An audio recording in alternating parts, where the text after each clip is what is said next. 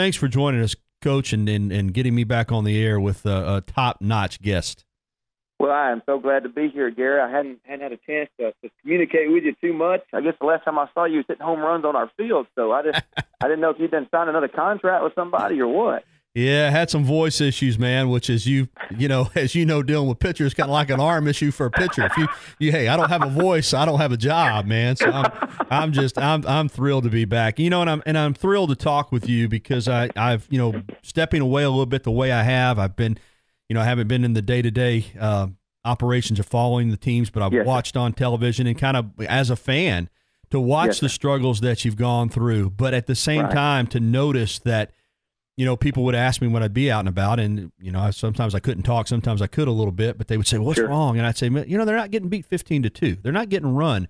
I mean, these are games they're losing that are, a ground ball here or there, or a guy gets stranded here or there. You were so close, but to keep them fighting and keep them playing, and then to have it pay off the way it did this past weekend. I know, even if you lost those 3 games, you got to come back and you got to play against Grambling tomorrow night in Florida this weekend. But still, to get a series like that, what's that do for the energy and just the confidence of your ball club?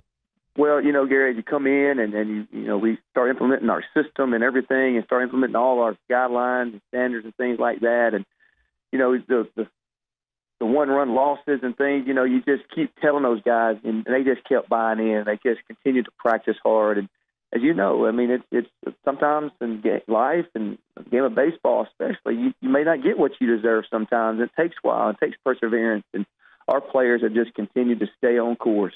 They have stayed with the process of what we're trying to do. And this weekend, I felt like it all just came together from our starting pitching. We got 3 quality starts. And then our bullpen was outstanding. And this weekend, for the first time, we had some timely hitting, Gary, and guys came through with the RBI situations. We got, a couple of squeeze bunts down. Everything that we did, it all really was the things we've been trying to build and finally, kind of come together this weekend.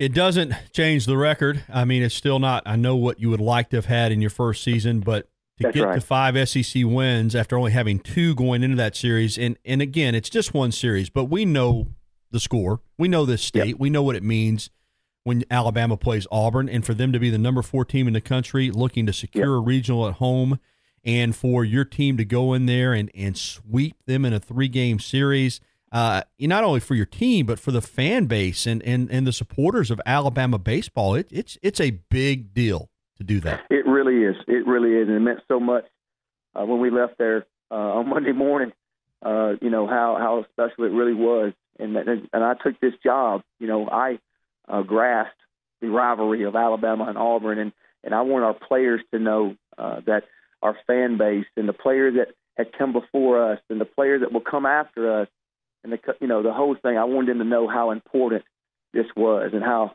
important it was to go down and play well and try to turn this thing around against them this weekend. Our guys just really stepped up. I just want people to know it's important to me and know one weekend is great, but beating them and I hope we continue to have momentum as we finish these next couple of weeks will build us for the future. But I really feel like this weekend, as we build our program in the years to come, it's going to definitely, to me, it's a turning point. You mentioned baseball doesn't always give you what you deserve, and boy, I was just looking back through the schedule at the 1-run losses, many of them in extra innings, many of them games that you had late leads in, but it did not happen. But again, the challenge of coaching and keeping a team together. Now, you'd been through some tough seasons before, so you've dealt with this. Yep. Right. But how, as a coaching staff in your first year, how big a challenge, how tough is that when, even though you're playing hard and you have chances, you're not getting the results on the field? How difficult is that to keep the team buying in and keep them playing playing hard the way you have? Sure. Well, I think it starts with our staff. And every Monday we would come in and I said, 2 things I want you to do. Number 1, continue to coach. Number 2, stay positive. Those are the 2 things I think are very important as we move forward with our players. And I want those guys to know, David Vayner is a redshirt freshman, hadn't thrown a lot, was a catcher out of high school. He's having to close for us, and he's been up and down. And, boy, this weekend, as you can't put a price tag on experience. And a lot of guys are kind of key components of a baseball team, like closer and some other position players, just some young guys. And so hopefully as we built through this and gone through this, I just try to continue to tell them, the development part of things is so important. And the experience that we were gaining with some of these younger guys has been, I think, very valuable as we, go down the last few weeks. And I think hopefully it'll pay off for us. Nobody feels sorry for you in baseball. You know that better than anybody. But I know you're probably also saying it to the staff, well, maybe we're getting it all out of the way in the first year as far as injuries. I mean, my goodness. I mean, every time you've turned around, whether it's a pitcher or a position player, I mean, you've had to finagle a staff out there some weekends with guys, being hurt position-wise. I mean, you just can't seem to get out of, Cody Henry swinging a hot bat, he goes down. I mean, it's just been one thing after another. It has, and that's, this past week I was doing a participation thing for the NCAA, and I was going down our list of 35 players. We have 27 scholarship players in baseball and 35 overall, and out of the 27 scholarship players that we've had on our team this year, 15 of the 27 we've had to play with the whole time, 15. I don't think a lot of people understand that, and I don't like to use that, but it really hit me as I was going through that, because when you go through the fire, you don't really think about those things. When I saw the amount of kids that have been hurt this year for whatever reasons, as you know, in Alabama, it's hard to build depth with the scholarship 11.7, so I really feel like we get those guys healthy and bring in – that's the biggest thing we're trying to do in recruiting is bring in depth and try to build some foundation of depth in case, you have some key injuries. Greg Goff, University of Alabama head baseball coach, our guest here on the Bud Light Hotline. I want to get to some guys that have really stepped up and kind of come out of nowhere in a moment, but let's begin with a guy who's really hit the ball well all year, but lately, Chandler Taylor. I mean, every time he steps up there, I'm looking for the ball to go out of the ballpark. I mean, this guy's it must look like a grapefruit when it comes up there to him. He's barreling it up, and man, he is. Even his outs are loud. Just talk about, we know he's a big, strong, powerful kid, but talk about Chandler Taylor's offense and what it's meant to the club. Well, it's fun to watch him, I tell you, Gary. It's fun to throw BP to him. He is a tremendous player, maybe one of the most prolific hitters I've ever had in my 21 years of coaching, and I've coached some really good ones. But Chandler, what I've seen through this past year with him, working with him, is that he's continuing to improve. The strikeouts are starting to go down more. He's starting to adjust more. This weekend down in Auburn, they threw him a two-strike changeup, and he hit it out to dead center in one of those in the game on Sunday. And so I just have continued to see him develop as a hitter in our program, and just really excited for him because when he makes contact, it's fun to watch, and he's very, it's scary, and it gives our opponents, they have to be very careful with him, and so. It's fun. I tell you what, I enjoy putting him in that 4-hole, and hopefully some guys are on base when he comes up because we got a chance to hit a 2-run, 3-run homer every time he comes up. There's no doubt. There's no doubt about it. In the middle of your kind of like you were in our media day. Hey, I barreled a couple of them up. Hey, the middle of your infield with Vance and Avant. I mean, you turn double plays as well as anybody, and boy, Kobe's been solid for you. I want to talk to you about your other Chandler, though, Chandler Avant, because it has not always gone smooth for him. We know what a tough position shortstop is. You got to range to your right, you got to range to the left, you got to have a strong arm. Balls can eat you up, and he's kicked around a few, but he kind of to me epitomizes your team as far as that toughness, grit, and never say quit attitude. And I thought he had a really good defensive series for you there at Auburn this weekend. He did. I can't say enough about Chandler Avant. He, to me, is that rock. Even when it don't go so well, he's still a rock. He doesn't change his demeanor, his body language, his mindset, Gary. He is such a competitive kid. And as you know, playing that position is tough. I mean, you think about the balls that are hit at him and some of the players in this league, how hard they hit the ball. And he just has a lot of courage, and I love him. He's the guy that's bought in, and he's the first one at the practice. He'll be the first one out there today, and he'll be the last one to leave, Gary. I mean, he is a tremendous worker, has a great work ethic, and to me, him and Kobe up the middle, I think, are as good as anybody in the league for sure.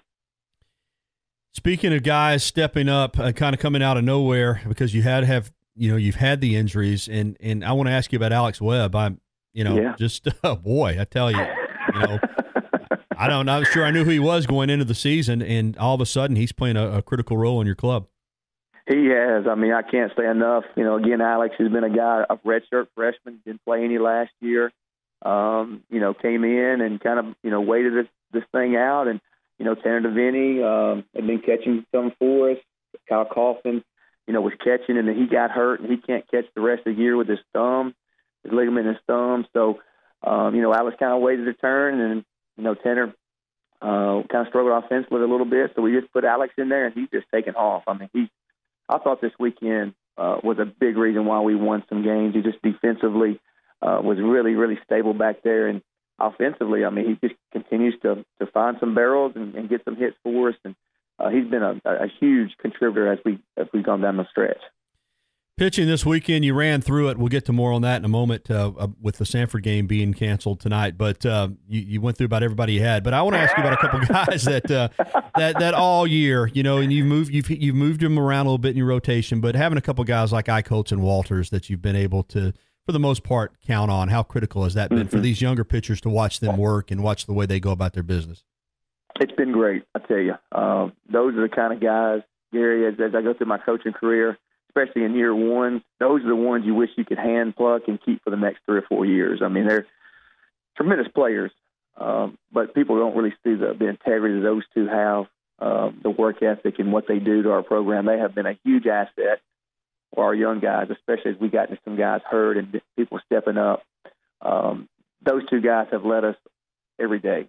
And, for me, the sad part about it, for me, Nick will graduate. Jake will probably be a pretty good draft. They'll be gone probably next year. So, but they've been a tremendous asset for us, and it's always good to give those balls, give the ball to somebody that's had experience and really two competitive kids that want the baseball all the time.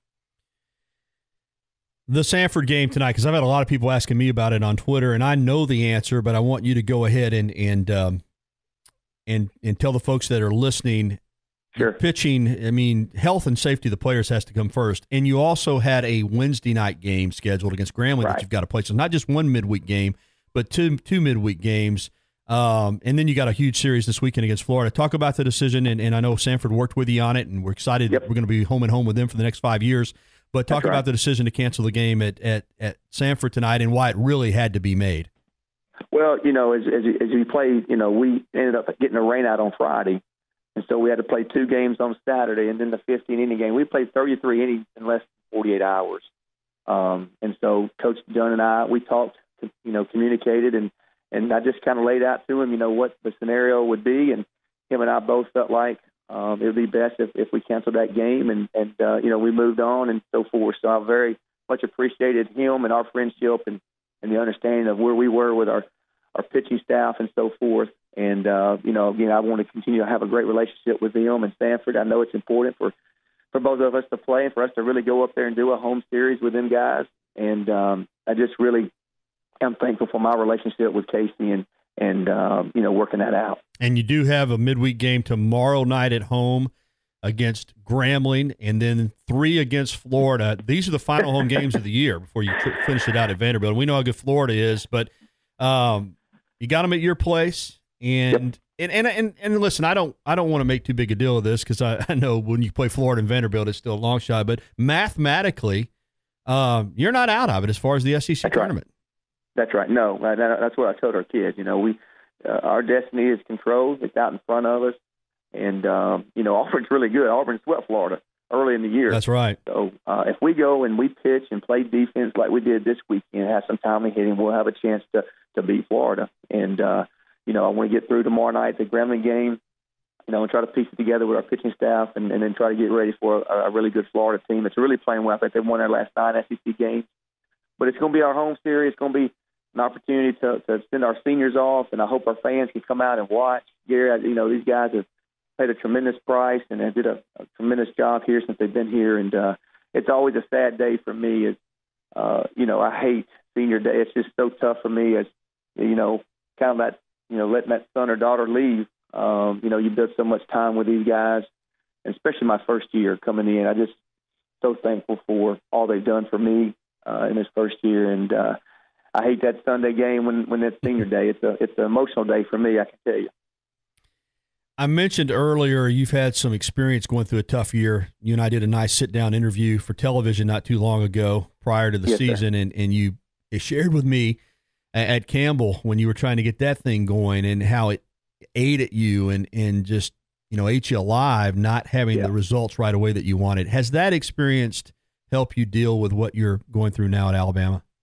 It has, to a certain degree. I don't like to lose, and it's been very difficult going through this. This is my dream job here. This is a place I've always wanted to be, and I just know that it's been very disappointing for me and for everybody associated with Alabama baseball. So it's been tough. I've been on my hands and knees a lot. I'm a wonderful wife that's been very supportive and gotten us through this thing, and I'm very thankful for it. But we have a plan. We knew when we took over here there were some things that we need to change and do some things, and so we have a plan. We have a plan for the future, and thank the good Lord, every place that we've been able to turn it around, and that's the same thing here. I'm not doubting at all. God brought us here for a reason. I think this is an awesome place, and this place where we want to be, and we definitely have a plan to get us where we want to get to. Before I turn you loose, you referenced recruiting earlier, and we do know about the crazy 11.7 scholarship limit for baseball, which I still think is ridiculous. But Alabama, so we can explain to the fans a little better, is not a lottery state. It does not have the benefit of being able to bring some players in academically that qualify to get aid outside of the 11.7. So there are some disadvantages to recruiting here. Having said that, you got to work around them. How's recruiting going? I know last time I talked to you, you felt good about some young men that you were going to be bringing in. That's how you're going to turn it around. We both know that. How is the recruiting so far for you at Alabama? Gary, it's been outstanding. Coach Rooney and Coach Wells, Coach Simmons, those guys are tremendous recruiters, on the road relentlessly. Just as you got to get good players in this league. You got to go out and recruit. And so they have been on the recruiting trail. We have a tremendous amount of talent that will be here next year in our first recruiting class.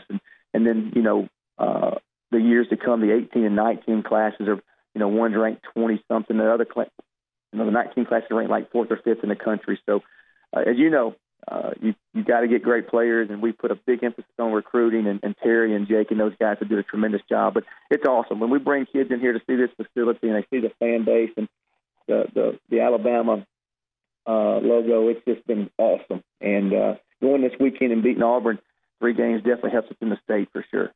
No doubt about it. That's not a bad recruiting pitch right there. Well, Coach, thanks so much for the time. Alabama tomorrow night, 6 p.m. at Sewell Thomas Stadium against Grambling.